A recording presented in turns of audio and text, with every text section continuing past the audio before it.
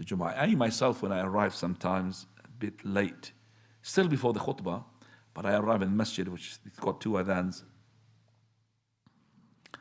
And this is important, just remember now.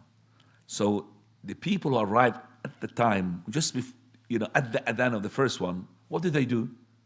Okay, they wait for the adhan to finish, and then they do Tahiyyat al-Masjid. Do you understand that? You should not.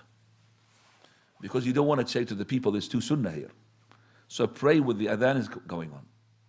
Also, which is worse, you arrive at the second adhan. You need to Tahiyyat al-Masjid.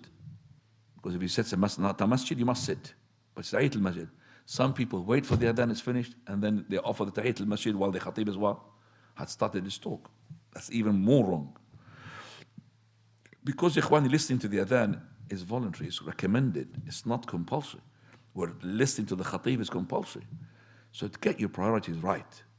So you want now to be ready to listen to the khatib. So regardless of the mu'adhin is making his adhan, you do Tahiyyat al-Masjid, so be ready to listen to the khatib. That's the compulsory bit, not listen to the adhan and repeating with the adhan.